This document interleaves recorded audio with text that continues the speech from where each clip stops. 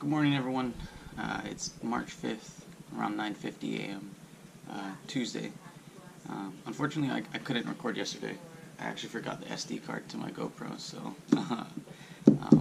yesterday was pretty eventful, so I'll just recap that in a little bit. But just got in the office about maybe 50 minutes ago, and today's going to be actually a really filled day with two patients. One of the patients is going to be a quick visit, but for the other one, it's a screening process. So that's going to take a little bit longer. Typically, when you're in the early stages or the screening stages of a study, the screening visits will take a good portion of your day out, just because you're familiarizing yourself with the protocol and just trying to get everything down. So I'm just trying to get everything ready for that screening visit, because we actually have converted to eCRF, which is an electronic case report form, and it kind of makes everything easier, but it's kind of hard right now because we're sorting out all the little finer details, so we're just fine-tuning it right now.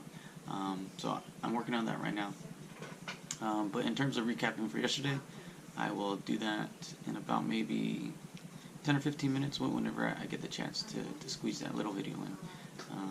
And other than that, I'll keep checking back in with you guys every hour or so. So, thanks.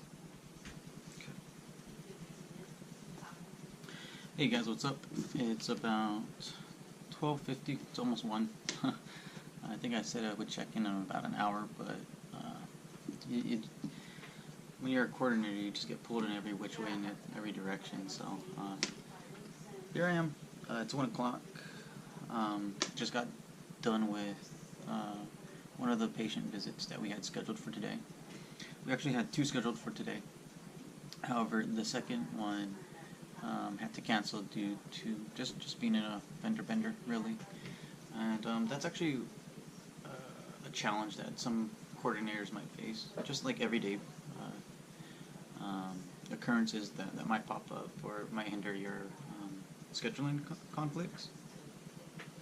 And excuse me. Oof. And that's kind of the reason why I wanted to start this series. I just want to give like an actual, real, true perspective of what goes on. It's not always perfect when you schedule a patient, or things always don't line up the way you plan it to. And that's actually really good for this documentation, just because it shows, yeah, things aren't always going to go perfectly as planned, but you always have to work around them and get the patient back into another screening visit. And yeah, so what happened in this case or scenario, we just said, hey, if you want to come in after you settle all that information with the other driver and whatnot, then you're more than welcome to. If not, we will schedule it another time, and we'll go from there, and give us a call back.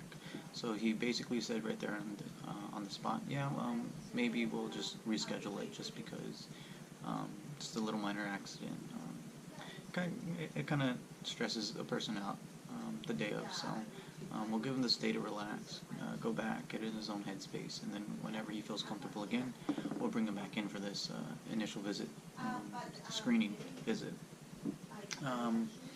However, for the first visit, it was very, very short because we're nearing the end of the study for this particular patient, and it only lasted about 45 minutes to an hour, I guess. Not I guess, 45 minutes to an hour.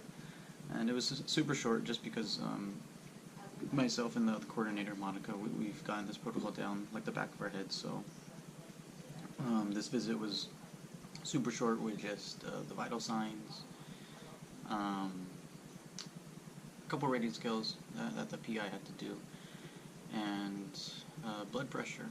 Well, part of the vital signs, yeah.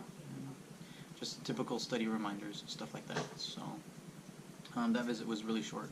Other than that, I've had to update some EDC stuff for multiple studies. One general rule of thumb is that you don't want to upload EDC data past 3 days of the visit, or the date of the actual visit. So for example, today's visit, there's this visit window of 3 days to upload it within that EDC system, or whatever system the sponsor is using.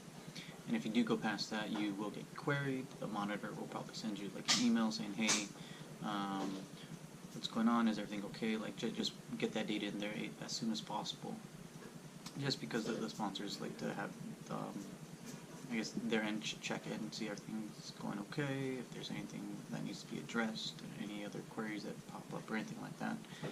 But that's the general rule, 3 days to upload the data within the visit date, or starting from the visit date. And so yeah, I've just been pulled through, bouncing back and forth between the visit, between getting that call, between scheduling another visit for another patient for another study, and just uploading some data to the EDC.